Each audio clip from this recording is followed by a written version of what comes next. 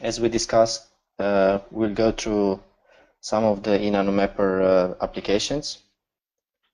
And as an entry point, we have this, at the moment, we have on the eNanoMapper.net, we have an entry point for the ontology data and modeling different applications on it. And they are not all here, but at some point, all these applications will be published under the nanosafetycluster.eu, and our colleagues are working on it to develop a more complete page with different applications. Of course, not only from eNanoMapper, but from other modeling projects. So I think I will give the presentation to my colleagues. Probably we'll start with ontology, then we can go with the data and modeling. But of course, we can also start discussions in the meantime, so we don't have to go as we're planning. So let's keep it open and see where is more interest to discuss more things, right? Okay, yeah, perfect. That sounds perfect. Yeah. So Freddy from Maastricht University, do you want to start, Freddy, or? Yes, I can do. Just give me a second. I would like to. Can I just before? I'm sorry, I'm immediately interrupting, but probably you have. I mean, you have some kind of a frame regarding why I have initiated a call. I'm sure you have when you were preparing for this WebEx that you discussed, or if you wish that I just immediately can as well introduce myself and tell what's my position and why I'm interested in that. It's just especially if the members would like that, but.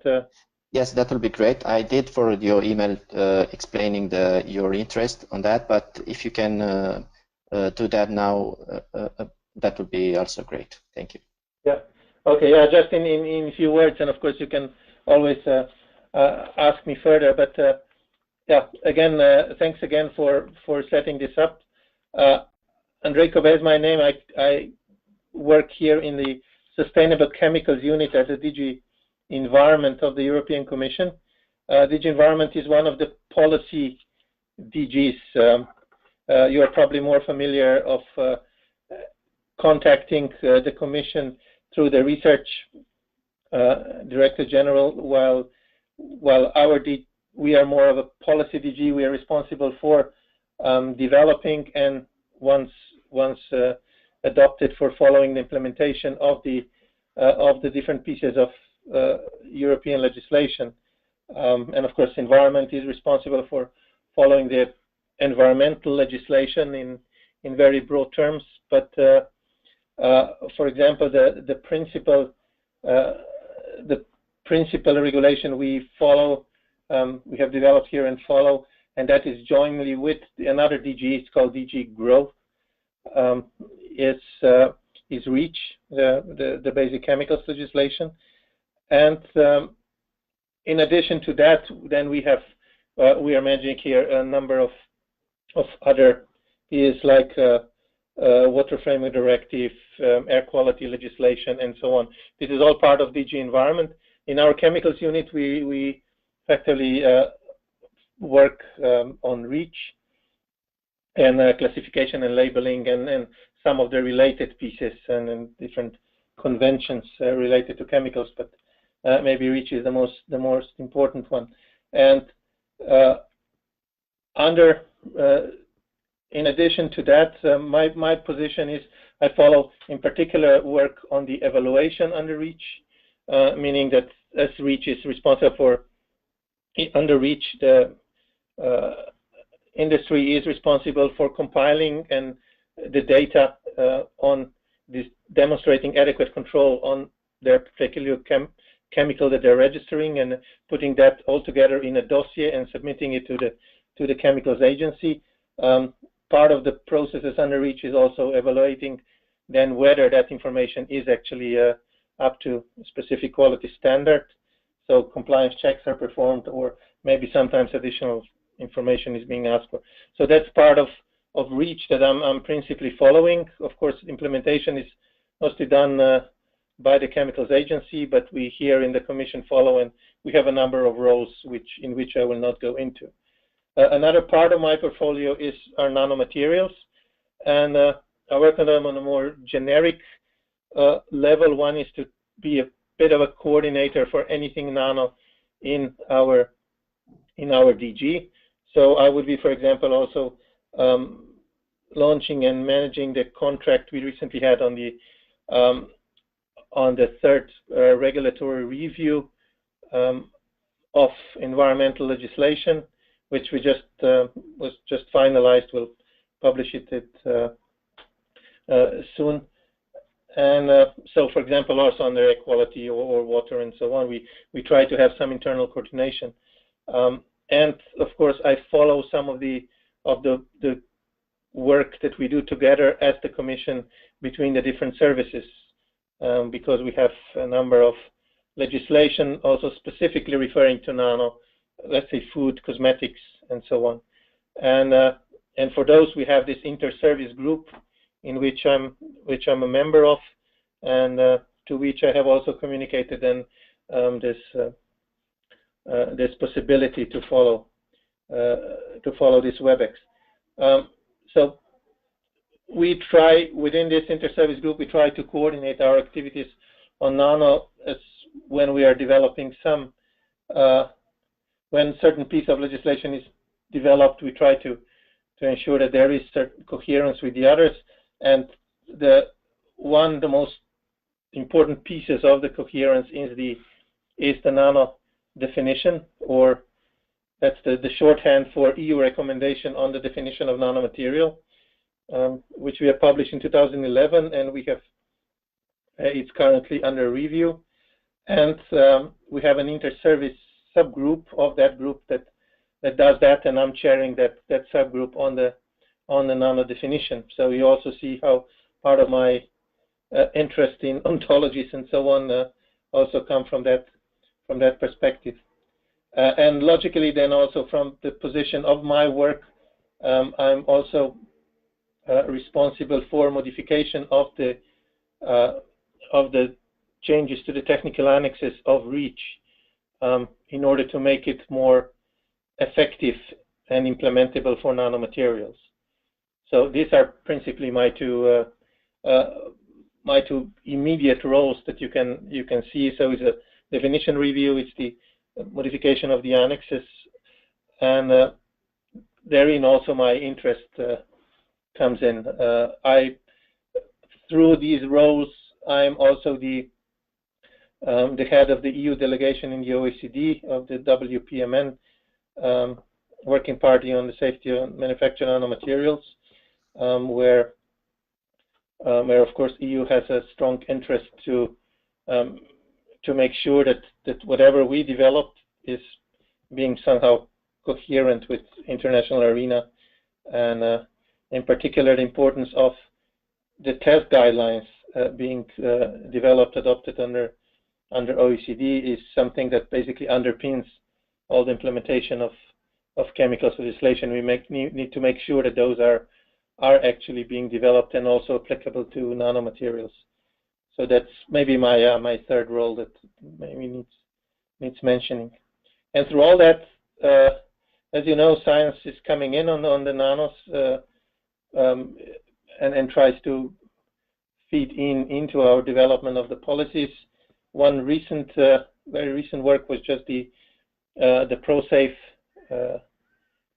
scientific workshop that was just finished last week, and where I was also there, and some colleagues from eNanoMapper were also there. So to finish my babbling, those are my positions, those are my roles. I think you can also imply the interest. And now if you have any immediate question or clarification, otherwise I will finally leave you to start presenting. Yes, thank you very much, Andrej. Is this in also the Nano Observatory in this context somewhere involved, right? Because yes, true. Yeah, maybe I didn't mention it's because we had the particular role of setting up the what we call the delegation agreement on the Nano Observatory between the Commission and ECHA is actually developed by DG GROW. But yeah, I was in the impact assessment group that was actually following up the development of this impact assessment that concluded that EU registry might not be needed. However, Nano Observatory should well serve the purpose of trying to make sure that we have that the different users in EU may benefit from all the information that is already out there, and we believe might not be most effectively used now, and therefore this Nano Observatory was proposed. And the idea is that the Chemicals Agency would be hosting it. It's not still completely decided because I don't think that it has already been adopted, or this delegation agreement, but it's practically almost there. So so it should be finalized before the end of the year, and I don't see any glitches. So yes, I'll follow that work, and yeah, maybe if I have some more specific information on it, I can try to share. I cannot think of it at this particular moment. I was there at the workshop where there were already some discussions on what can be in and what not, but it was a very preliminary workshop. I'm sure that there will be much more discussions on as this observatory develops, and I can imagine that your work will play a very important role as soon as it starts really doing what it's supposed to do, which at least how I see it, which is to make sure that the data is compiled and presented and disseminated in a responsible fashion on data on nanomaterials. Yes, great. Yes, we had some interactions with ECHA on this, and they had some requests regarding the eNanoMapper. We haven't heard from them since we responded to their request, but probably they will come back, and the communication will continue with them. Yeah. All right. It might just be that they might just be waiting at this moment to get that delegation agreement, so they are sure with what they're working on, and maybe it might just be there. Yes. But I know that they're quite keen to start working on this. So certainly not lack of interest. That maybe if you haven't, you shouldn't have interpreted it any such way if there was some some delay in communication, but it's just ongoing that this delegation agreement is actually finalized. Mm-hmm. Okay, are there any questions now before we start from the other participants?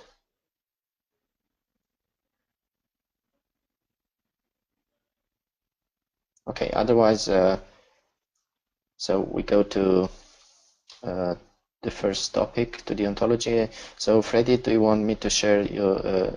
Yes, please. Okay, now you should be able to see my screen, and I switch to the second one. Great. Now you should be able to see my PDF and PowerPoint presentation. Is that okay? Yes. Great. The eNanoMapper ontology. Yes. Let me first introduce myself. I'm Freddy Erhardt. I'm working here in the Maastricht University in the Department of Bioinformatics. I'm working here together with Linda and Egon, and together with the EBI, here represented by Garrett and Jia Kang, and to a certain part also from IDEA, from Nina.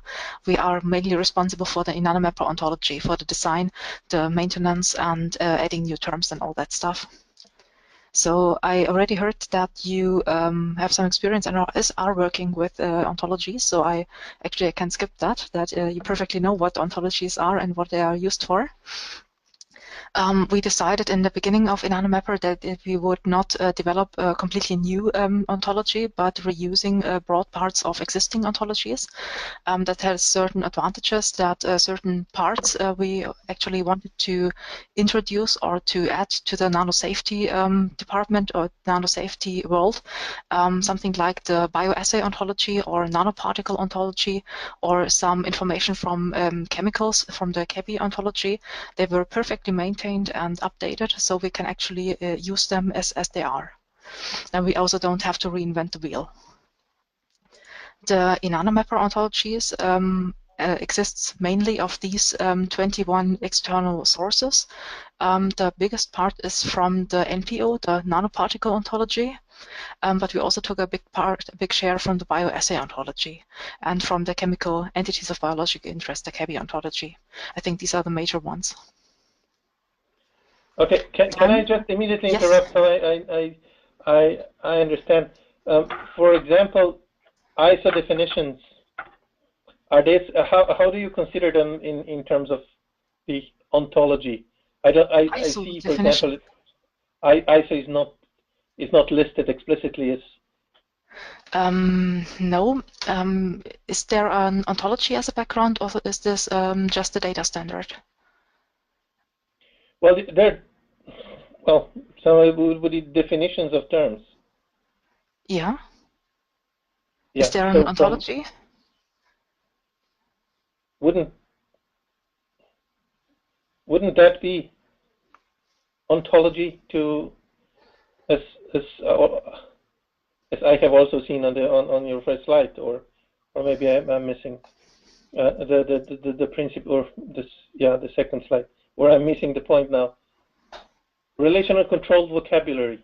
Yeah, yeah. So ISO has several documents related to the vocabulary it uses in its standards. Yeah, that's true, but the ontology is a bit more than a controlled vocabulary. It's about the relationships, rules, and restrictions, and it's all machine readable. An ontology is usually written in OL, semantic web language, and it's, how to say, not only human readable but also machine readable. Okay, I understand, but the content of it is based on certain agreed common understanding for a controlled vocabulary, if you wish to call it like that. Or Freddy, would you like me to say a few words about the ISO? In fact, there is a collaboration between Senelec and eNanoMapper, and Egon was there a few months ago in a meeting there and considering adopting the ISO definitions. The problem with ISO definitions, they are not openly available, so they come with a certain license, and even if we transfer them to an ontology in a computer readable format, we don't have the permission straightforward to include them in openly available tool and databases. So this is one of the reasons why it's not listed here. Okay, I understand, and yeah, I understand the issue behind it. The question maybe would then just be, how much does this impede your work? Or maybe we can come to that kind of discussion after the presentation. Yes, sure. So the eNanoMapper ontology is here constructed of these major parts. It starts like almost any other ontology with the entity part. Then we have the group of disposition, so this would actually list or describe the properties of nanoparticles. Then we have the material part, to describe any particle or any existing thing, any material. That can be mixtures, that can be cell lines, that can be biomes, that can be actually the nanoparticles themselves and their core components and parts they are existing of. The information content entity is here. This is any item which is related to information related to the nanoparticle. Then we have process. This would be one part, would be the synthesis part, and the other one would be the assays. That could be assays to assess the, for example, the toxicity of the nanoparticle, but it can also be the medical part, the adverse events. And then we have finally the quality. That's also a part of the properties of nanoparticles. So that's actually the main thing here, how it's consisted of. I think are you familiar with browsing ontologies like BioPortal? Can I ask the quality? Why is it called quality? Hydrodynamic size, dispersity, power density, concentrations. Garrett, could you answer this?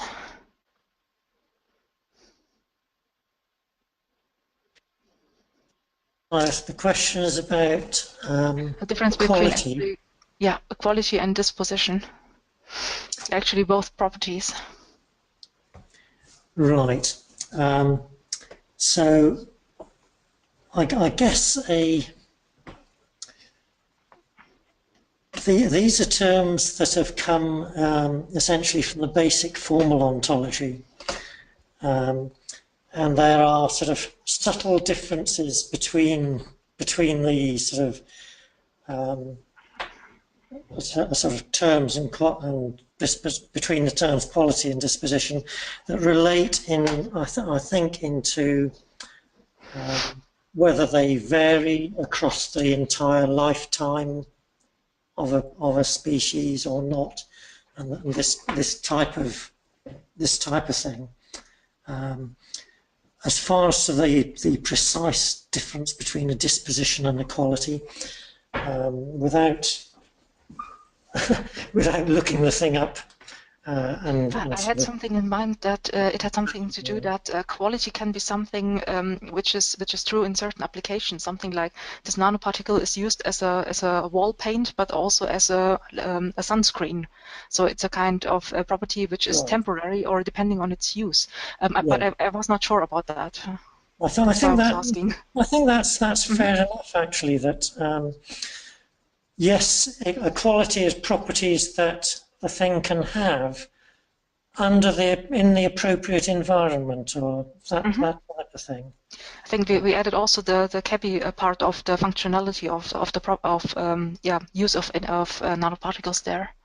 Yes, yes. So certain things like the disposition, I think, tend to be. This is always the case, whereas the quality is something which depends on the environment that the particle is in at a particular time. And the entity would be something which is inherent to the material entity, I see as a... the material entity or entity? Well, entity is a top level, so the material entity, because it's the same level to the quality, that the difference between the two would be that material entity is something that would be more inherent rather than related to this environment. That's actually a thing you can actually touch, collect, measure, something like that. Anything which is material visible in the real world. Okay.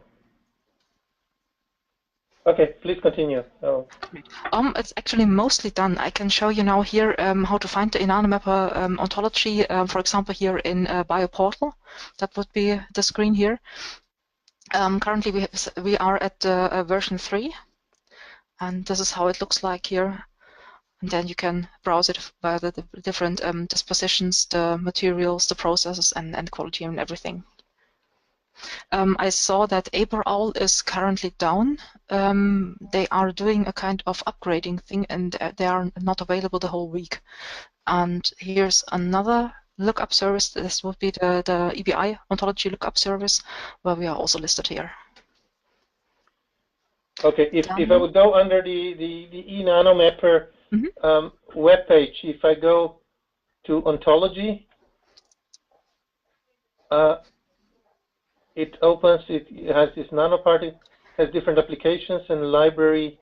So what you were just showing before? This is actually BioPortal. If you type in here, BioPortal, or and there's no, BioPortal. Is there a link from no, NanoMapper, it's not. Okay, I'll just type. There should be. Give me a second. There is, There is, yes, there is a link also on There the should be a link, eNanoMapper. yeah. If you go Give to me applications. Yeah. Ah, by a portal, yeah, I see it. Mhm. Okay. Okay, I mean, yeah, thanks. Yeah, These I are the benefit from links. having two screens, so I can have a large screen with your presentation and then still play on the other. That's quite nice. Yeah, I enjoy that the luxury too of having two screens. Okay, so that would be the looking up of them. There's a local possibility. You can also use Protégé for that. Protégé is desktop version of an ontology writer, ontology lookup. That's the thing Garrett and Jiakang are mostly using when editing something on the ontology, if I'm not mistaken. Protégé is free software. You can download it from the Stanford University webpage, or if you just Google Protégé. Okay. I have here the I'm not sure I would be developer's version. I would be editing any ontologies soon, but maybe if it's a nice way of actually browsing through them, yeah, I might. Yeah, it comes in sometimes quite handy if you want to do mapping with the ontology terms and need to look up one ontology several times. Then offline version is sometimes quite handy because BioPortal tends to be quite slow. Averall is usually faster, but it's not sometimes not available. The lookup service of EBI is actually quite reliable. Okay, can I just, I mean, yeah. You have to excuse me in advance. There will be a number of probably quite ignorant questions, but you jump to this to the BioPortal. Is this just one way of how to phrase the question? It's a browser. For example, you have been working on these ontologies. Yeah. Is there one ontology on nanomaterials out there on which you are working on, and it's then being available through different portals, or are there many ontologies, or and which one are you working on, or which one is being used for which purpose? Can you just a bit clarify to me that? I'm just checking. The links are not here, but the version of eNanoMapper we are working on is available on GitHub. And these portals, BioPortal, Averall, and the ENM lookup service, they are getting back to that GitHub version and load it from there. So when we change something on GitHub, then it will be also available online. So these programs like the BioPortal or Averall or the ontology lookup service, they're kind of browsers for ontologies, but they all rely on the same source. Okay, yeah, that's exactly what I want to know. And these are then being used. This also different portals are being then used by different communities as well, and that's why there are many of them. I can only guess. Maybe Garrett or Jiakang, do you know that? Offhand, no. I know BioPortal has probably got more ontologies in it than anybody else. And I think it's one of the older websites for comparing and searching over lots of ontologies. But it does tend to get very, very slow as soon as America wakes up in the morning and starts using it. So the other browsers have sort of developed as a sort of competitors, really. And what are the usual ways of using it? Wouldn't they just use the XML schema or something like that, and plug it in their own whatever applications that might be using, or how are these ontologies then used? You said that it's machine compatible and readable and so on.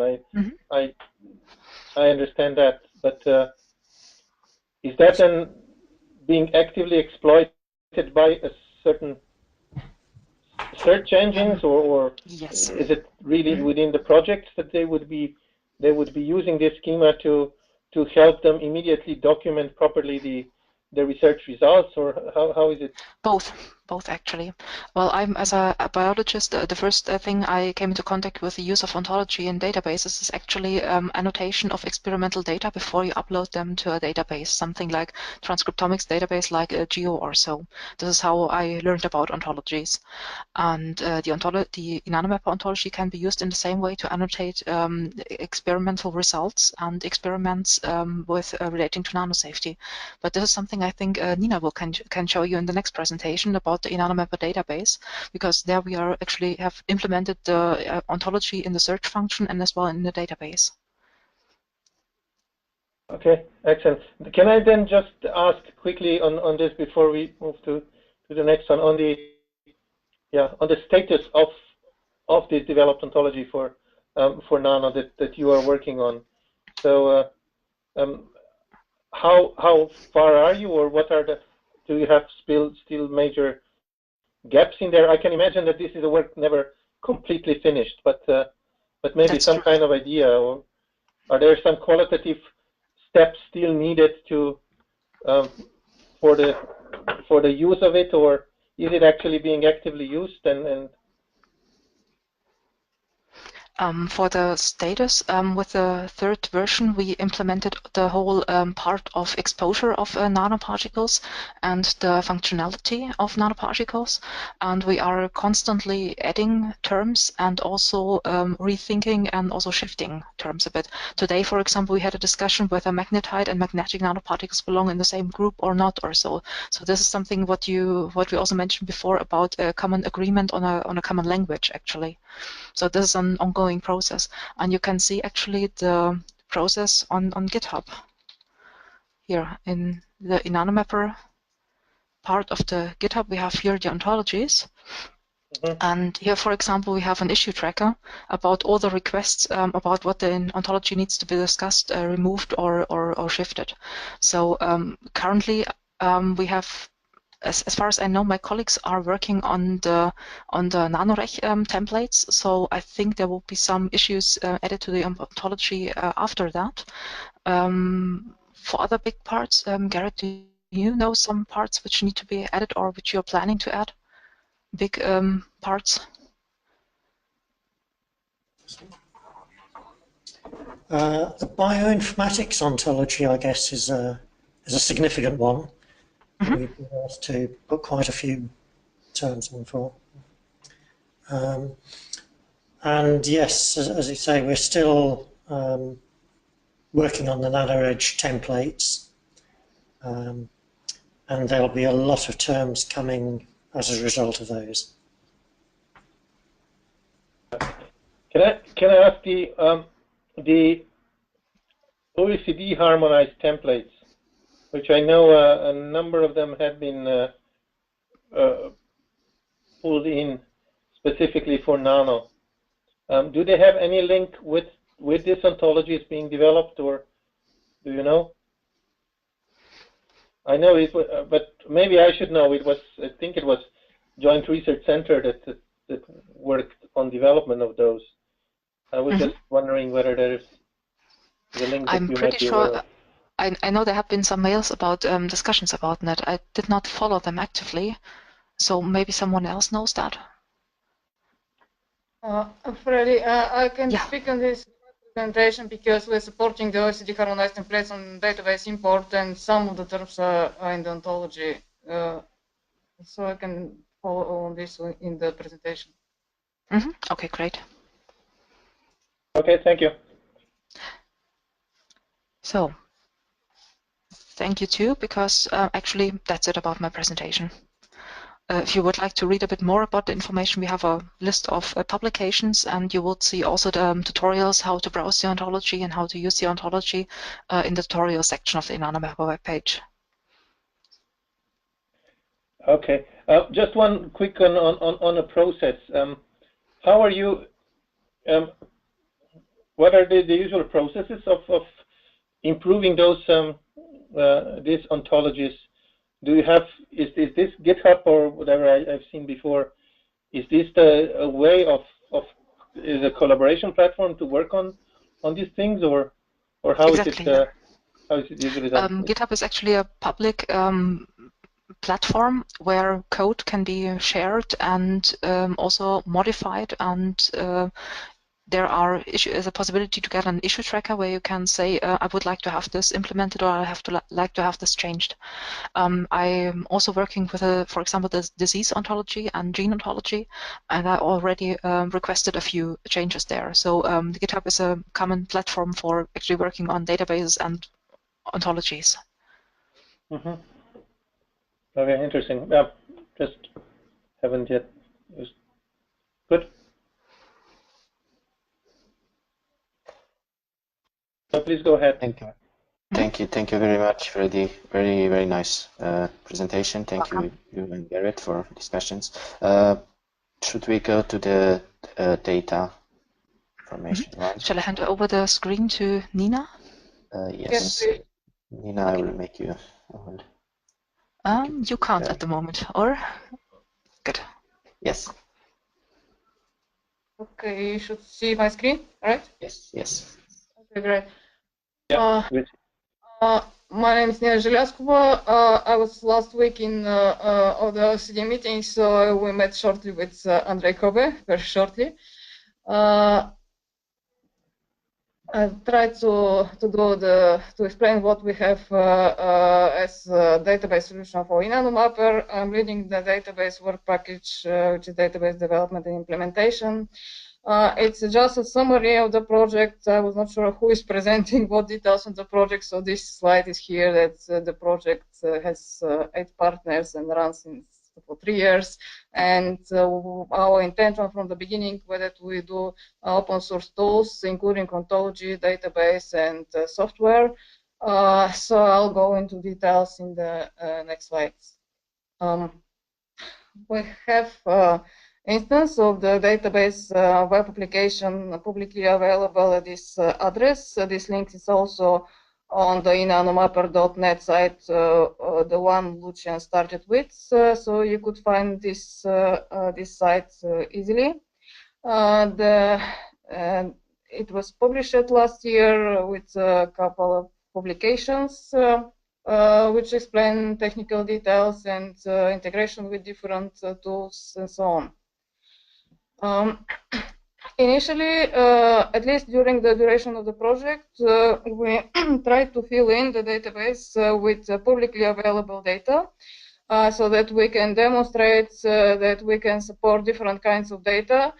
So this is not a database per se. This is not at the moment. The eNanoMapper database is kind of a demonstration that we can handle different kinds of data, but it's not the ultimate database containing everything about all nanomaterials of interest in you. You could see we have different collections coming from different projects, linking to separate databases, existing databases like crystallography open database or Sigma Aldrich products, data coming from FP7 project like Marina and Modena, and illustration that we can import Euclid 5 files implementing the OECD harmonized templates. The implementation of a database is based on an open source software, which is a chemical structure database with support for chemical substances. This is a software which we, as my company, has developed since 2005. It's also used for handling chemical substances. We have installation with ECHA dossiers since April this year. So you could find this information on the web. We don't have specific fields for measurements, but the database can support all endpoints of regulatory interest. We have the data model is structured around chemical substances and their compositions, and the traditional support for nanomaterials. The information what fields needed to describe each measurement come from the ontology and the import templates. So the import templates, it could be Euclid 5 files or could be Excel files used in the NanoSafety cluster, and I'm going into a bit more detail here. So we can, oops, no, I don't want to leave the meeting. So we can, when we started the project, we did a research over the NanoSafety cluster, and we found that the file format used for gathering and sharing data are a variety of Excel files. Then we decided to create a tool that allows annotating these files in some way and importing them into database so that we can structure this disparate Excel file in the same way and enable searching and a database. This is an example of importing data coming from Excel files from a published paper, which is one of the data sets created within FP7 Marina project. Currently, we have at the end of the project, we have extended this support for Excel templates. We now have a site with predefined Excel templates and configurations, which can be directly used by the researchers to put their data into the Excel files, get the configuration, the additional configuration, and upload into the database through a simple web form where we upload not only the Excel file, but the additional configuration. There is a huge amount of FISCAM in vitro and in vivo templates. They're based on the templates NanoReg released this year, but they also clean it and additionally process it. These templates are currently being considered for adoption by several NanoSafety cluster projects. At least I'm aware of Calibrate and NanoReg 2, which are trying to implement to reuse the eNanoMapper tools. Then, as I mentioned, we can read Euclid 5 files, which actually the implementation of the OECD harmonized templates. There are 13 templates specific for nanomaterials, which are implemented. The support for importing is implemented within the eNanoMapper project. The support for the rest of the Euclid 5 files was implemented previously before eNanoMapper in a different project we have been involved with. So this means that we can read the output of the Euclid files, whatever is exported, and we can read this into the database. And finally, another way of getting data into the database is directly converting SQL database, which might be in a different format than eNanoMapper database. It's also SQL at the moment. This is an example of how do we actually do the NanoReg data transfer. NanoReg has one of the way NanoReg data is gathered is within SQL database developed by TNO. The transfer work the way that TNO sent us the SQL dump. We have developed scripts to convert it into the eNanoMapper database structure, and then it looks exactly the same as the data which comes from Excel or Euclid files. Of course. Can I just interrupt? What exactly does it mean SQL dump? I know what in SQL is, or query language. I know what a database is, but what is a SQL dump? Okay, so SQL is not only a query language; it's also a data definition language. So you could export the entire content of SQL database into a text file with SQL-like syntax, with SQL syntax, and it is basically the content of the SQL database could be exported into a text file where we can import this text file into our database. Okay, so it's something that preserves the information on the structure of the database and relationships in the. Not only the structure, but the actual content. Yeah. Okay. Yeah. Structure, relationship, as well as the content. Okay. Yeah. So this is how we transfer the NanoReg database into eNanoMapper 1. So there was somewhere a few months ago, somewhere in the middle of this year, it was decided that NanoReg transfers the data to eNanoMapper database. And besides the SQL source, there are also a number of Excel files which are pending to be imported. The mapping of this is still ongoing, as was, I think, Garrett from the ontology team was just saying that there's a huge amount of terms to be added, which is coming from these templates and the data behind. So we have a setup of test setup for NanoReg database, which is the same database and web application as for data.eNanoMapper.net, but with the content of NanoReg generated by NanoReg. And this is currently being tested by NanoReg, and whoever partners got access through, so you have to ask for access NanoReg, and then we provide passwords and or grant them access. So this is a test installation of the NanoReg demo database. Here I have slides about how to use the ontology and the GitHub tracker, which was mentioned by Freddie, to collaborate on annotation. When we got to the database, the NanoReg data, there was a number of materials which were not in the ontology. So I submitted a GitHub issue that in order to support these materials, we need ontology entries for, let's say, cellulose or bentonite or various sulfate and so on. And there was a discussion about this, and then the ontology team assigned the ontology terms. Then this put into the database so that we have exact terms for these material types in the database.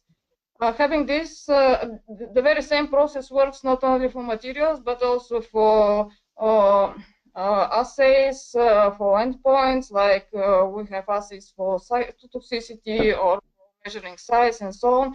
Once we have this annotation, it's also included in the implementation of this search application, which is shown on the screen. This is kind of free text search application where you could type like in Google, completely free text, and it will tell us what materials are found, which results of this query, but also the number of groups on the left where the data could be further filtered.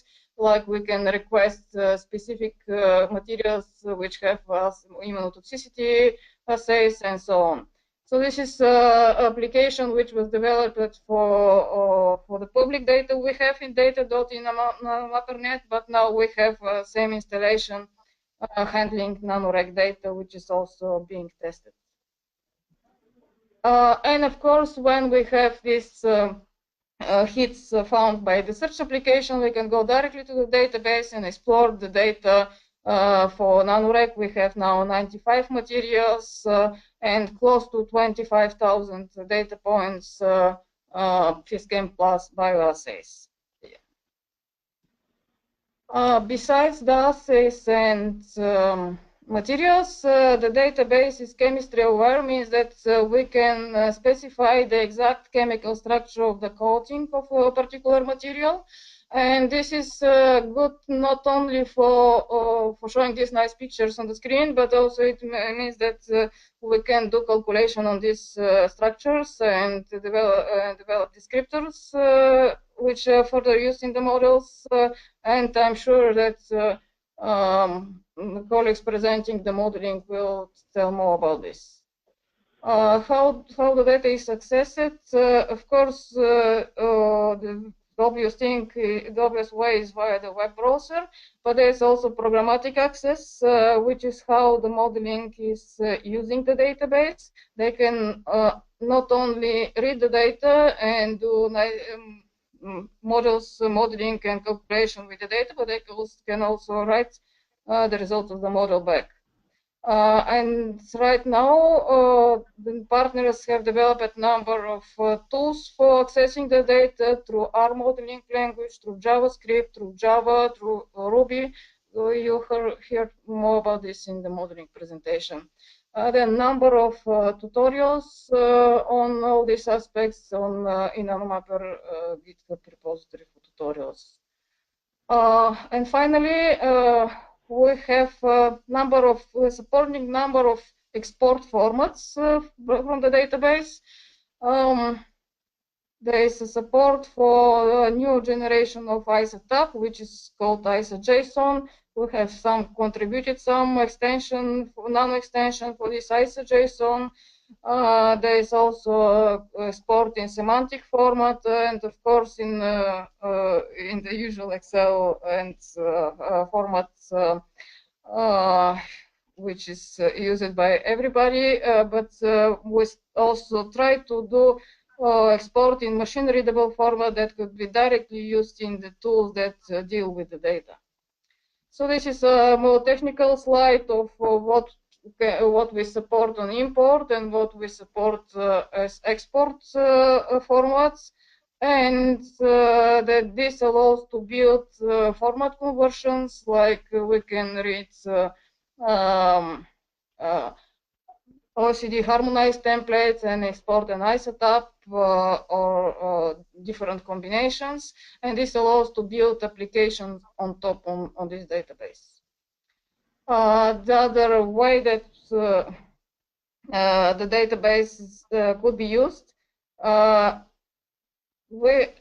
having this web application and database doesn't mean this is the only database, the only central database supporting nanomaterials, but they could be multiple. This could be a distributed setup of this database. They could be multiple, let's say paired project or by some other means. And we can do a search integration over this multiple databases. What's shown on this screen is that we have a common search across data.eNanoMapper.net and USC and NanoLab, which is a database independent and running at US NIH site. We just had collaboration with them, and this is a demonstration that we can have a common search on several databases, not necessarily hosted in the same server. And this is the final slide. We have developed an open source database and web application. The demo is online. We can import Excel templates and various other formats and export several formats as well. And we may have setup of several databases integrated through search. There's integration with data analysis tools. I'm sure that will be mentioned right after my presentation. And there's a number of search tools supported by ontology. Okay. Yeah. Thank you. Thank you very much. I think it was very clear. Can I ask maybe a kind of a generic question? For example, you at some point for example mentioned you can read from the Euclid 5 and so on. The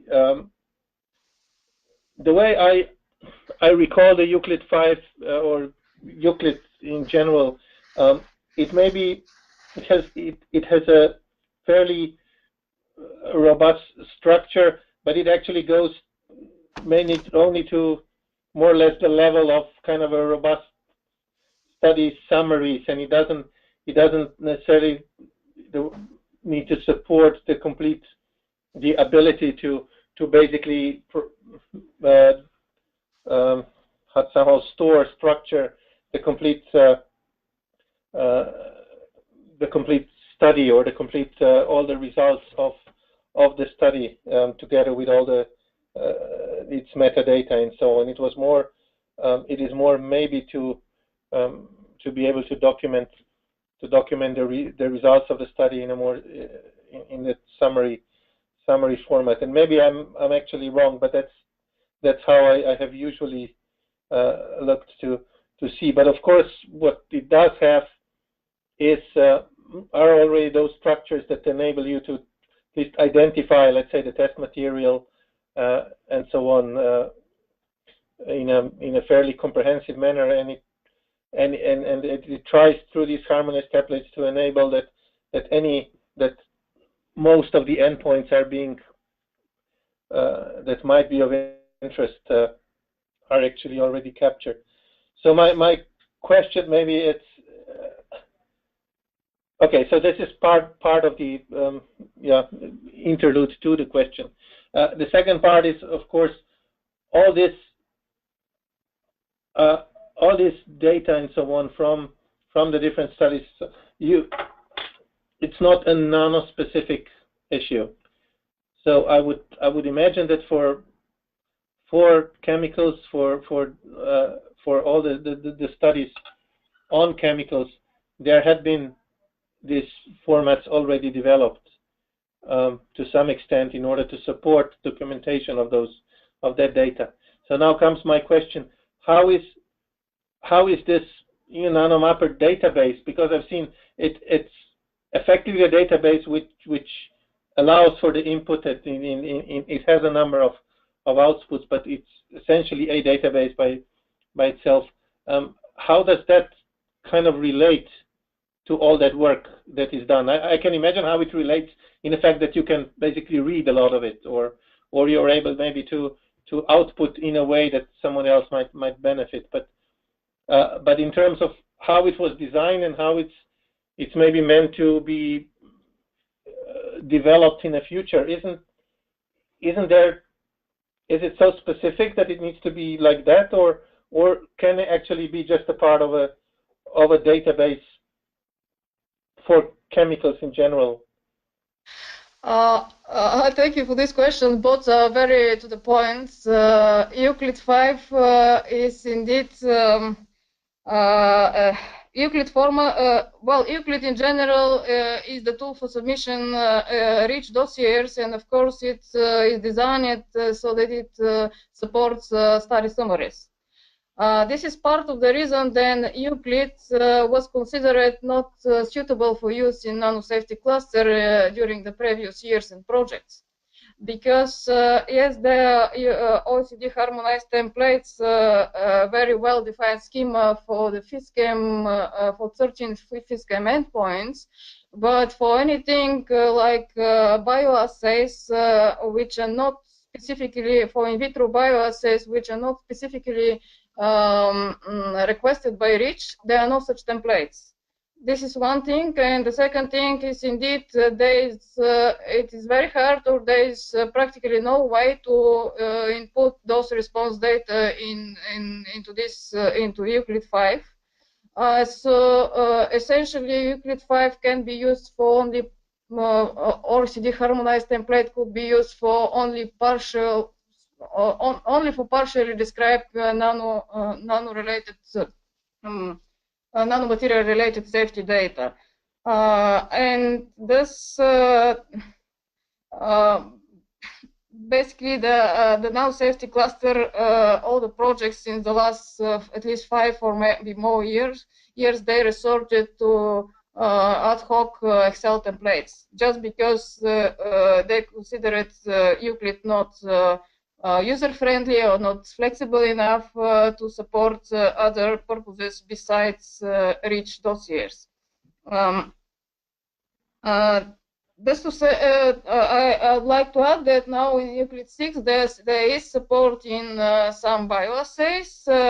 The Euclid 6 structure is completely different than Euclid 5, so even if Euclid 5 is robust, then now there is a different system in place. So this is a different system which is not yet supported here, but will eventually get it supported through another project. Does this answer the Euclid question? I think it does. Yes. I mean the Euclid. Yeah, I understand the Euclid 6 is quite different, but on the other hand, it has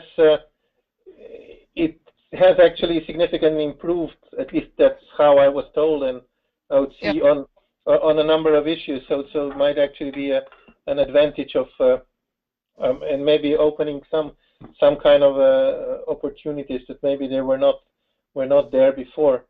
And in any case, but though that the structure might be different, it's I know that also ECHA has developed these translation tools and so on. So maybe it can be fairly swiftly done if that's the intent. But yeah, you answered the question on Euclid. I understood that there is this limitation. What about chemicals in general? Yeah, this is why I switched to this slide, because this database was not designed for nanomaterials. This database was designed in 2005 for chemical structure support. And in 2014, we had the company I'm with, we had a contract with CFLRI to extend this database for supporting chemical substances and ECHA dossiers. So eNanoMapper database is basically something on top of this chemical substance database, and we can support chemical substances. The native support is for chemical substances, and nanomaterials are extensions here. So in practice, I don't want to show the links because this is another project, but you could search over internet and find that we have a number of resources hosting the entire suite of ECHA dossiers through the CEFIC contracts in a similar installation of using this software. So we certainly can support chemical substances with this database, and I think this is very good for a database that is going to support nanomaterials, because enriched nanomaterials are not a separate thing; they are chemical substances. So, so it's essential to support chemical substances, even that we consider that some of nanomaterials are specific, like let's say gold nanoparticles coated with something, but they're also well-defined chemical substances which have defined chemical structure, like dyes, but just milled to the fine nanometer powder, which are also within the range considered to be nanomaterials. So my understanding and well, what I was trying to write and to persuade other users from all the beginning of adopting this software for nanomaterials, and the nanomaterials are not separate entities. They are specific type of chemical substances, and this very same point of view is you could find this in all the ontologies. You have nanomaterials as subclass of chemical substances. The UPAC definition of chemical substance is so a rich definition of chemical substances, also encompassing nanomaterials. So we have basically a chemical substance database which was extended for nanomaterials, and of course all the assays which are not FISCAM specific for characterization of nanomaterials, they are not specific for nanomaterials, of course. Unfortunately, data formats for all these bioassays is not really there is no really standardized way to describe these assays. One of the standards which we are adopting is this isotype formats, which are trying, you could see here IsoJSON and isotype, but still there's some, this is not a standard that you could directly start and write the data in. You have to put, to specify the templates, what fields are needed to specify specific bioassays on. So this is why we're trying to do some mix between the expertise put in the GRC templates and adopting a standardized format like ISA tab. So this, I hope this answers the question. If not, I can try to. No, I think you explained it quite well. Thank you. Yeah. Okay. I just I need to understand always a bit better as well. So when you're now talking about the database, on one hand, the database, the structure of the database, I think you have a developed structure of the database. It sits effectively on the ontology, which is being constantly updated. Is that true? So it's and regarding the content, you're filling it in as you receive data from the different NanoSafety cluster projects, and you include it based on whatever they are able to throw at you. You try to include it in this consistent scheme. Did I got it right, or? Yeah, for getting the data in through different NanoSafety cluster projects, yeah, this is what we're trying to do. Of course, there is still manual efforts to try to harmonize what comes from the NanoSafety cluster files or whatever formats come to us. So this is done in collaboration with the ontology team. For the database structure doesn't really change, because at the beginning of the project we decided that we have the database structure and ontology separate. So we have a generic data model for measurements, which is roughly shown on this slide in this color picture between the arrows.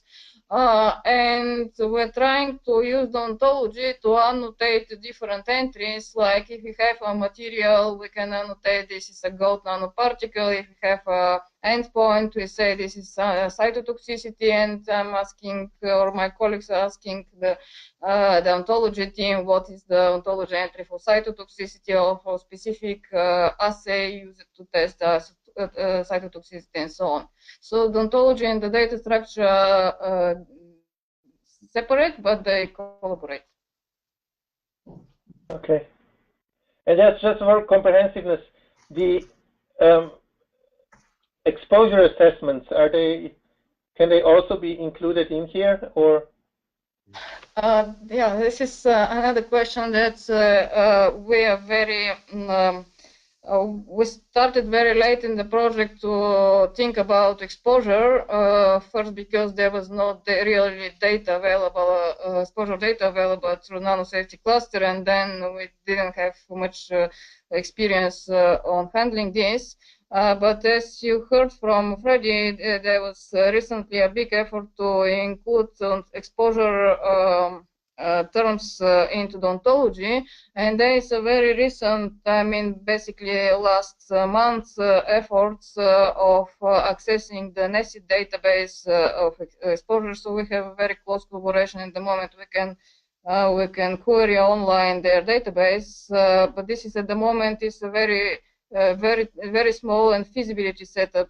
So eventually we'll arrive at some setup. Maybe it could be extended in another project like NanoReg 2, where there's also interest in exposure data. So we have some developments in supporting the exposure, but this is not so well developed as for FISCAM and bioassays. Okay, thanks. Yep, I think I have exhausted at the moment, so thank you again. And if you wish to continue now with the third part, or? Yes, thank you, Nina, for this nice presentation. So I propose that we go to the modeling part and see a bit of integration of the ontologies and also the data, as it was explained a bit on one of the slides of Nina. So I will invite our colleagues from the Technical University of Athens.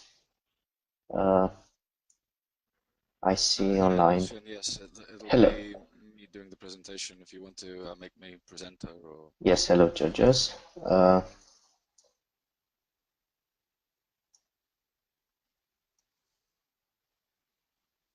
Okay. Okay, I don't know which screen you're looking at the moment. It's probably your desktop.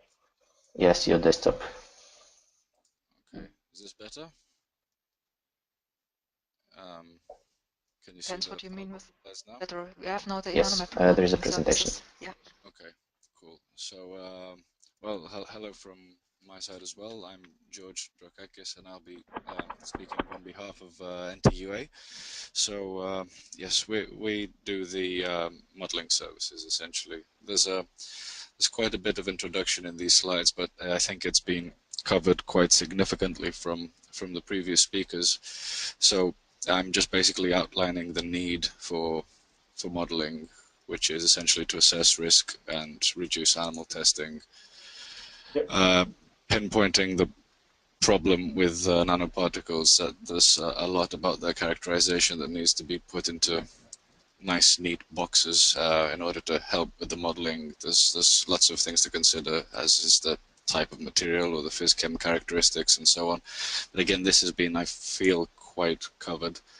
Again, this eNanoMapper has taken all three parts: ontologies, data storage, and modeling. So this is quite a complete project. And I'm going to move on to what we do, which is the computational infrastructure of eNanoMapper. It's called Jackpot Quattro. I provide a link in the following slides. So essentially, it supports pre-processing, modeling, and various other activities, which we will see. And it has been developed on the extended OpenTox API. So OpenTox was the previous project NTA was a part of, and is actually still ongoing as a community and group as well, going quite strong. So at this link, you can see the application programming interface, which is essentially a list of REST endpoints. So any sort of anything that's contained within can be accessed through here. I won't be speaking at a very technical level about this, but essentially if you click on any of the outcomes here, there'll be a list of operations that can be carried out.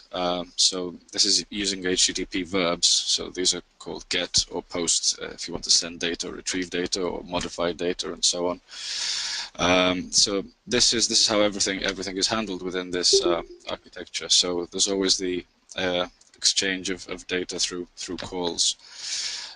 So yes, users essentially can click on any of these, and then there's a whole list of parameters which you can modify. But we won't be talking at this level. I'm going to be showing it via the user interface, which is a lot easier to comprehend. So before I move on to that, talking about how we want to make how we handle data is essentially we have bundles, which I'm sure were mentioned before by Nina, which contains a lot of heterogeneous data, and algorithms usually require very standardized formats. So we need a way to move around this. So we have this. We've developed this thing called the conjoiner service, which takes a series of data, and depending on what it is, so if it's multiple numbers, for example, for the same outcome, it will take the average, or if it's a link to an image, it will ask you if you want to calculate image descriptors. If it's a link to a PDB file, it will ask you if you want to create MOPAC descriptors, and so on. And this groups it all up into a nice JSON file, which looks like a dictionary, if you are aware of this sort of structure. And yes, basically it's a way to provide our algorithms with a standardized format. So as I mentioned before, we have two additional services apart from handling data. One was the image analysis, and the other one was the MOPAC services. So if you go to this web address, you actually have a graphical user interface for which you can upload an image of a nanoparticle and calculate all these descriptors here. But this is also made available through our user interface by just having the link in the data. this is sort of what it looks like. So if you have a list of nanoparticles, there's a threshold cutoff which identifies the objects, and then there's edge detection and enumeration. So you can see all of these and then calculate a table which consists of all the descriptors that you've selected. So it might be area, porosity, or the ferret angle, or something to that extent. A quick mention that if there is a PDB structure available, there is a it also calculates MOPAC descriptors, not the full set, but a customized smaller set. Can I just interrupt absolutely. with this example of image analysis? Can I just ask, is this aimed at the scientists that are actually getting those images and want to process them, or yes. So often they would have their own, already. They may very well have their own image analysis software. Yes. So was this as a sort of a demonstration tool, or is this actual piece of service being used by the modelers? Okay, well, at the moment I don't think we have that much traffic, but the aim is to be used by the modelers, because these are TEM images, transmission electron microscopy, or I think that's the definition of it. Essentially, if scientists was to use their own imaging software from the microscope or what have you, it would not be as robust as this. So scientists always do a second processing. I say always, for the most part, do a second processing using ImageJ, which is the software that we've wrapped around. So essentially, the second step that most scientists would do, we have automated for them in some sense, if that makes sense to you. So this is a little bit more robust. Sorry, and another aspect, if I may add, George, sorry. Another aspect why scientists also use ImageJ is because the built-in software from microscopes is not capable of selecting the nanomaterials within cells. So they first do the processing when they are in serum or something like that, and they can get results, and afterwards they export it and do it by themselves in ImageJ. Or sometimes just count the nanoparticles by the human eye. Sorry to intervene, just needed to add that. No, anybody in the group that has something to add, please do. I asked also because I know that, for example, under the NanoDefine project, which is supporting the implementation of the definition, there has been some development also, for example, of tools for automatic signal processing of images and so on, and particularly for particle sizing and trying to get. I mean, this looks like a rather nice or easy picture to analyze. There are these issues of overlaps or difficulties in identifying the boundaries and what have you. So that's why I asked. Is it?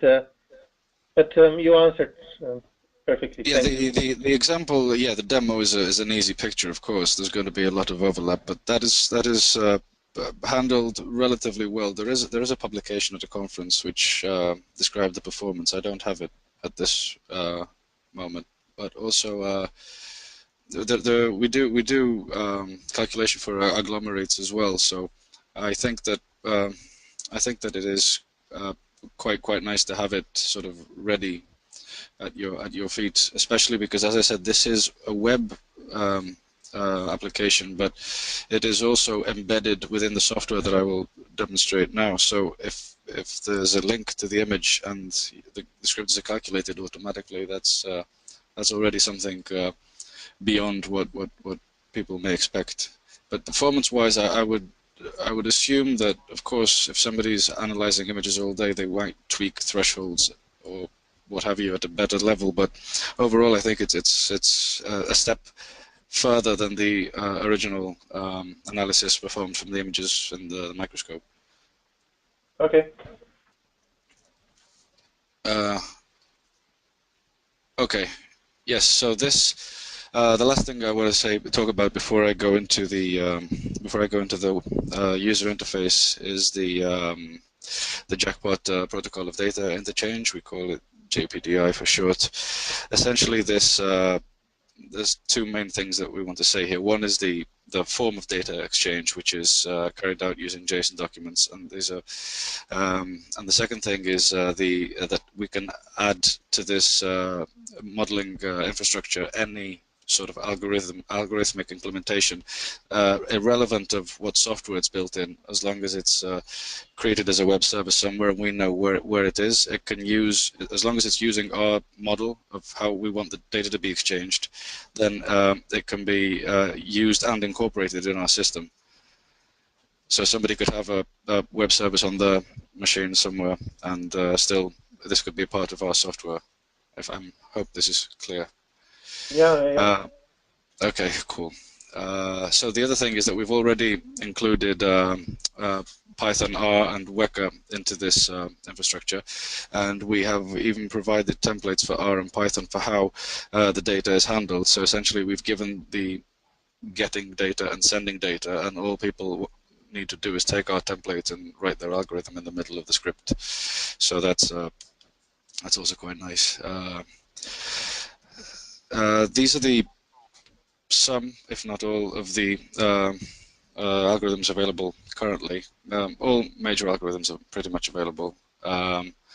And this is what the user interface looks like. So main page, you can see create dataset. You've got nano QSAR modeling and validation, and on the right you've got experimental design, interlaboratory testing, and read across, which are the newest features of Jackpot. These are also found under Actions. I'm not sure you can see it, but there's a little tab here, and also there's My Resources, where people can access their datasets, models, and what have you. So I'm going to blast through this quite quickly, so if there's anything, please stop me. So I actually had the privilege to play with this during the open talks there in Rheinfelden for an hour or two. So you're quite familiar with it. No, I wouldn't say quite familiar, but so please go on. But it's not just like I see it for the first time. So I hope I'll grasp it rather fast. Okay, cool. So if you click on Create Dataset, then you get a list of the substance owners in the database that was from the previous speaker, Nina. So if you select a substance owner, then you have access to the substances from which you can select whichever ones you want, and then the next screen would be to select whatever properties are already contained, so physchem or what have you, and you can even select subsets. And then the final screen would be descriptors, so this would be anything that we can calculate, so image analysis descriptors or gene ontology descriptors or whatnot. CDK are not yet incorporated in this, but the option is we're hoping to do that soon. The next thing is training a model. So we've made this very easy. We made it into 3 steps, so you can choose a data set. Here, all I wanted to say was that we have example data sets apart from the general data sets. So the example data sets are data sets found in publications. So this is one of the big features of what we have, because we've taken public data sets and curated them and made them ready for usage for people. So if somebody wanted to use a model that was already in the literature or a data set that was already in the literature, they can already find it in our system. So a user could just select one of their own, and then click on the next screen, select an algorithm, and then parameterize the algorithm. This, of course, depending on the algorithm, may not have any parameters or may have more. The only additional feature here I'd like to mention is that if people are aware of the PMML language, they can add custom transformations. So, for example, if they wanted to add 2 columns or divide them or take their absolute value or whatnot, they could add this. Select what you want to be the endpoint or the class, depending on if it's a classification or a regression problem, whether you want a domain of applicability, and then you have a model. So the model, depending on how giving the user is, may have a lot of information about it or may be completely blank, but technically the fields exist for the contributors, the keywords and whatnot, and there's options for validation, prediction, and to delete. So we'll go first prediction, and then validation. Once the model is has been created, all you need to do is select the data set. It runs and it comes back with a prediction, and if you've selected it, it comes back with a domain of applicability to show whether or not the predictions make any sense at all. Finally, if there's a PRF button at the side of every entry, which returns a QSAR prediction reporting format report. So this contains essentially 4 fields. One is the substance information. Anything that is in the database is automatically retrieved and posted here. Anything that is missing all these fields are editable. So if the user knows what they want, they can just fill them in. Same for general information, prediction, and adequacy, which is not in the screenshot. It's optional. It's about the conclusions or what the reason was for carrying out the experiment and so on. And every report that I talk about from now on, you should also know, is downloadable as PDF for the ease of the user. All the standard validation options are available, so split, training set split, cross, and external, and all the standard options as well, so you can select split ratio, folds, whether you want it stratified or randomized, and so on. And of course, depending on what type of model you're building, there's different plots or different accuracy metrics as well. So here's an example of one of them, where you get the R-squared, the RMSD, the standard error, and whatnot. You get the full list of predictions, of the real against the predicted, and this is also in the plot with a 95% confidence level and the QQ plot. So these are just standard things. If this was a classification, it would be a confusion matrix and the equivalent accuracy metrics.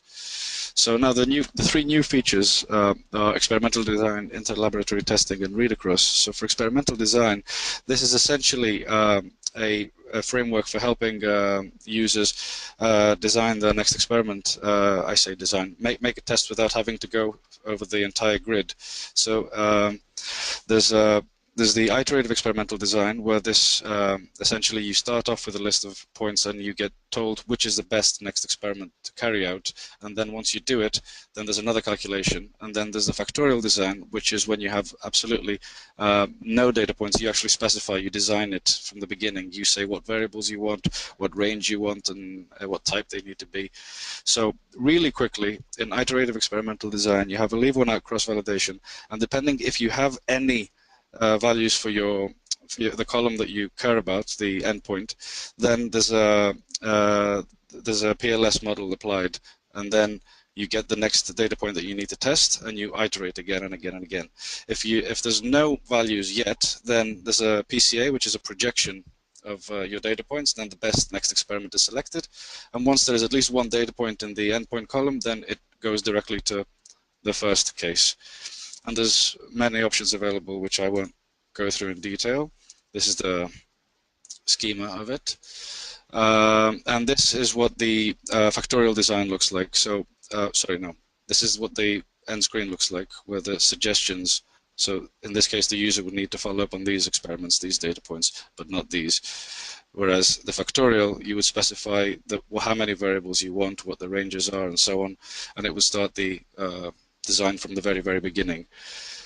Going on to inter-laboratory testing, it's a method for assessing bias amongst labs. So after the application of several algorithms for defining robust, average, standard deviation, and uncertainty, then there's 8 discrete statistical tests carried out, and any lab that is outside of the boundaries is either issued a warning or an action, depending on how poor their performance is. So this is just the flow chart. This is what the report looks like. So these are the statistical tests that are carried out, and depending on their performance, some labs may receive a caution or actual actions, such as checking if the staff understand and follow the procedures and whatnot. The additional feature is that the labs are anonymized, because this is usually carried out by one person, and you want to ensure anonymity, so not all the other labs know each other's performance. Is this clear? Yes. This was clear. You went rather fast through those through this design of tests, and I mean, maybe no need to go back, but I was just trying to picture in my head how this can apply, for example, in the reach world that I'm living in. Okay, I guess if you have a few variables that describe an experiment, whichever ones these may be, and these have a range of values, and you have not yet measured your outcome, then what you would do, you would project these data points and try and take one that makes sense according to the optimization algorithms, so that instead of testing the entire set of a data set that you have, you would only test 1, 2, or 3, or whatever the algorithm told you to test. So then once you had those 3 outcomes, then you would move on to building a model and then testing again. Only few data points, so you don't have to. This is essentially reducing time and cost for experiments, because depending on the variables, you might be able to predict what the outcome will be. So you're trying essentially to minimize the experiments, if this makes sense. Look, conceptually, I understand. Okay. Yeah, usually from the in-reach, at least the problem is defined in a slightly different way. If you're placing something on the market, that is your substance, or maybe there is just a form of a substance in which we are interested here, a nanoform, and for that, because of this registered volume, you are expected to have this and this information being provided. And on the basis of, then you go and try to compile all the data that you already have, either on that material, on that particular substance or form of it, or maybe of information that might be used for, let's say, via read across and so on. And then your obligation is, if you use these adaptations, if you don't have the data and you need to provide the data for that substance or specific endpoint, you want to use adaptation, read across or something, you design an argument or a hypothesis, which then you try to to confirm by providing this data on one hand on the results for the other material itself, as well as the rationale why this data is relevant for the other substance, to this read across assessment framework conditions. And then while I understand this, if you have a complete set of but okay, we don't need to go into that. It's just sometimes sometimes the problem is the other way around. Maybe this is something that is very useful for someone, designing designing new materials or something like that. I'm not sure how immediately always relevant can be when you're faced with trying to document something on the material that you are trying to register. But maybe I'm just not thinking it through the complete. I think it's not necessarily fully applicable to what you're saying. But what can I say? Maybe it's not so much that way. It's the other way around. It's you may have a data set, but it's about having not made the measurements yet. So it's not taking into account necessarily the most similar compounds. It does inherently do that, but it will do it after a couple of iterations. So if you would fill in your big data table with a few data points, then eventually probably the most similar data points would not need to be measured again, if that is somewhere around what you're asking. So okay, yeah, okay, yeah. Fine, yeah, please continue. If I may comment, sorry, on the previous point, I feel it covers most on the scenario that someone was looking for to examine how to cover best a new search space, looking for new properties, trying to find out which designs would serve a specific value that you wanted to get, and do that with least experiments. In that sense, it helps. In the reporting period, I guess, as George said, you would have to see how you would cover that. If it reaches, it's the final stage, I guess. Yeah, no, I get the point, and it's fine. Please continue.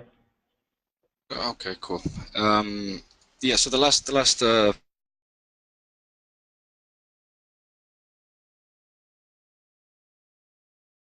thing available in Jackpot is it's a read across, so we can make predictions using metric and ability, but it's not a hard sort of threshold.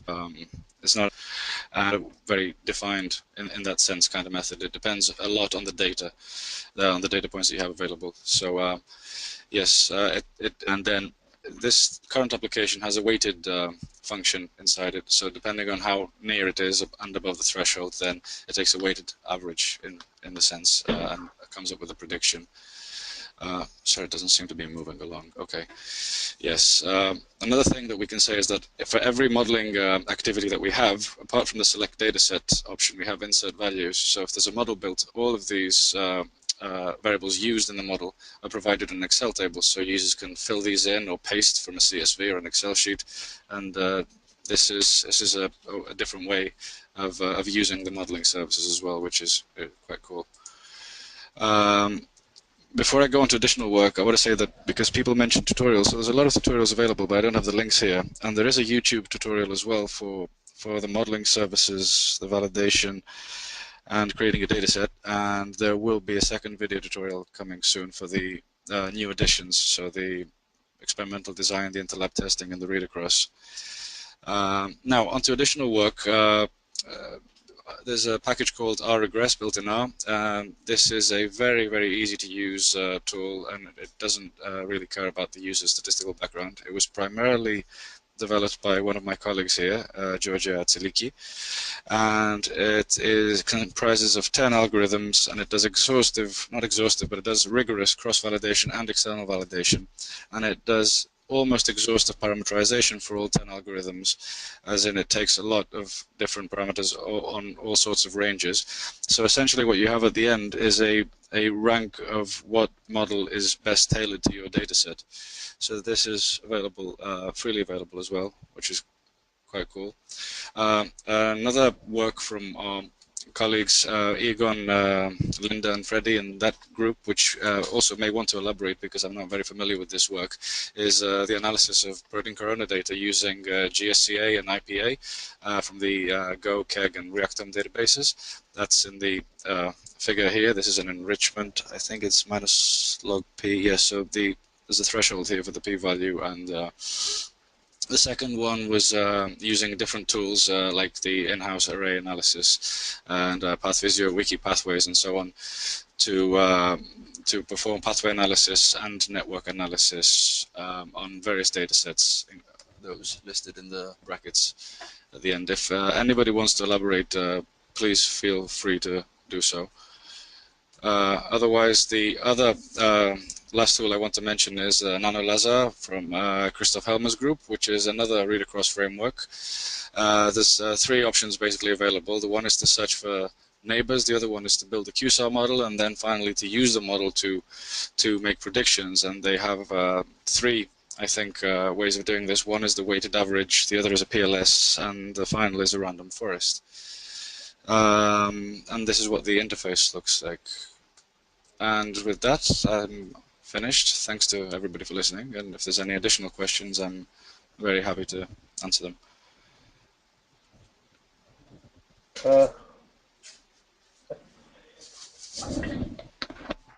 was a tour de force on this. So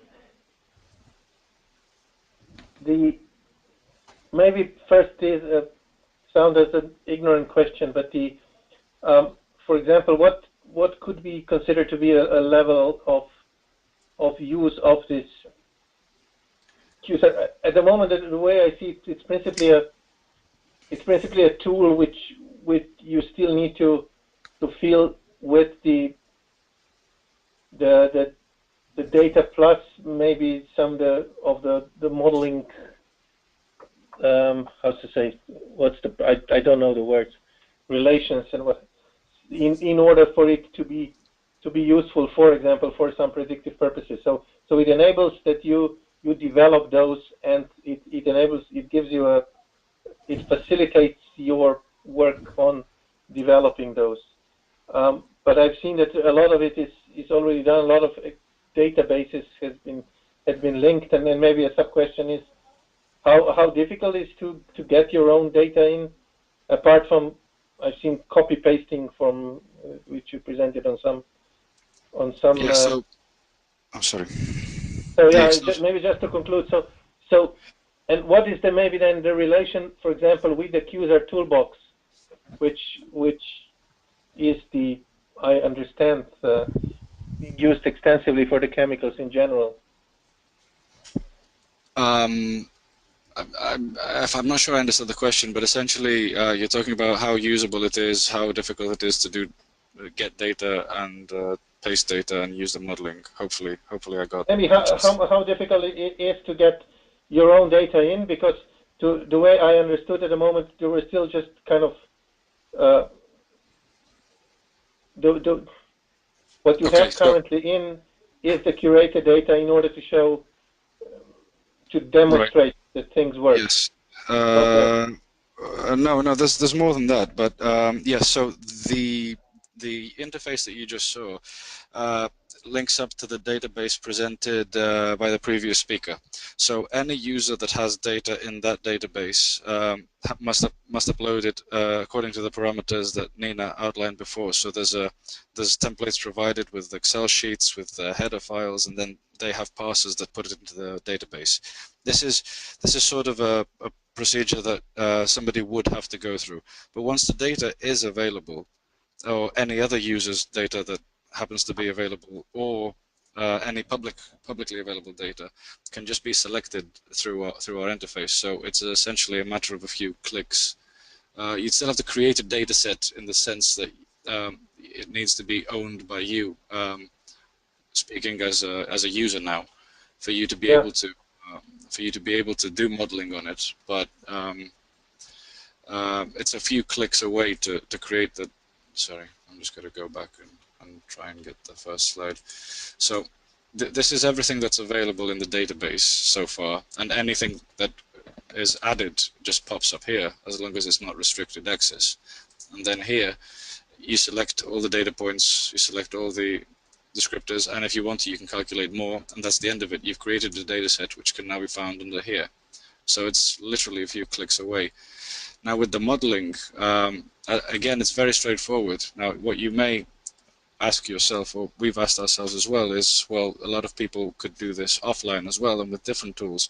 So I think there's the ease of doing this everywhere and not having to have any software installed, which is a big plus. The second thing is that we've made it very easy so that users do not need to be necessarily experts to use it. And the third is that by providing users with models already in the literature, so already we have models from two big publications, so one from Tomasz Puzin's group and one from Wolke and co-workers. We already have both the data sets that they provided and all the models they built. So if there was a user that just wanted to make predictions on their own data set using existing models, they wouldn't need to create them or find the data sets or locate the authors. They would just literally click away and do it. The pasting feature is just, instead of creating a data set, as I mentioned, users may just want to manually add values, or maybe they have an Excel sheet with the same same. I understood that. Yeah. But you also said that basically you can actually, as long as you follow the structure and so on of the database, you can import your database but restrict its access only to yourself. I think this is one of the probably Nina could answer this probably better than I could, because we pull everything from the database, but after that, well, we pull anything that we have access to from the database, but after that we don't do anything else. So I think is Nina or Nick or somebody around from IDEA that could answer about the security? Yeah, sure, I can answer. There is mechanism to assign access rights to different entries into the database. For example, the data.eNanoMapper.net is currently open for reading by everybody, but you have to be logged in and have rights to upload the data. And different combination of these could be established. Also, for example, the NANOREG data is now only allowed to only a few users. So yes, there is a mechanism both from web browser and from the application programming interface to set access accordingly. Okay, thanks. And maybe then just this last question that I had, and it maybe sounds ignorant, but the relation, for example, with the Accuser toolbox, is there any relation, or it plans to there to be a relation at some time in the future, or? I do not know is the answer. Is somebody from the group more familiar with if there's any plans? No? Maybe Philip? No? No. Yeah, No. what I can say is that the models that are produced, they can be saved in a PMML format, so they can be transferred to other computing to other computers, other computing systems. I think that the Q-Short database accepts models in PMML format, so that means that they can be transferred quite easily to this tool.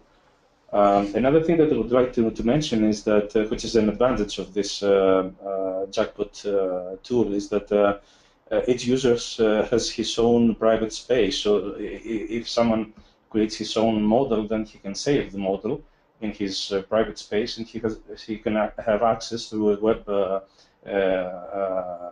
browser to this model from any computer around the world. And if this is something that he wants to share with the community, then this can be made public and can be used by any user of the system. Okay. Yep, it looks very fascinating. It's well, I'm an administrator, so it's not natural for me to go into this these levels of detail, but I have strong personal interest in, and sometimes I'm a bit I would like that. So sometimes I wonder if I have chosen the right job, or maybe I shouldn't be rather doing this kind of stuff, which sounds quite fascinating. But yeah, I don't think I have any further questions at this moment. I really thank you all for very clear presentations and the time that you have taken. Yeah, maybe if you have some other points to make, or thank you also some questions to nice both instructions. Please. You're saying something? No, I was just saying that if you maybe have still some question from that I could be able to answer or maybe indicate. But to me, as I stated, it was in order for me to really get a better understanding, what this is about, how much is about, where it's kind of going, and it's a kind of a background information for me. I hope I will be able to to use it in my work. I know I will, but it comes as a kind of a background to an important degree.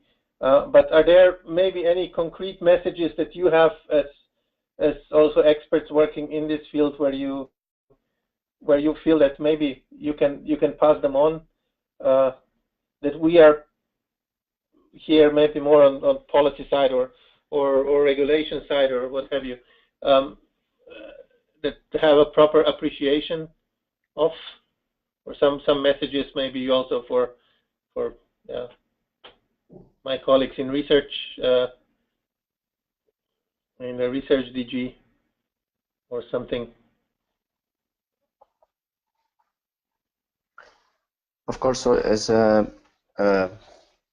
my colleagues also mentioned, some of the projects that some of these solutions developed by eNanoMapper are now taking to other projects, and then it was mentioned NANOREG 2, and then we had, I think, Calibrate, another project that really takes this and bring it to the next step, and even closer to the. And we have also AceNano, another project that will also use some of the developments here, and then bring it even closer to the reach that you were interested in, and other similar applications. So that's one conclusion. So this the basis there. But it was really I hope also for you it was really instructive presentations, and see what yeah, very much so. So thank you.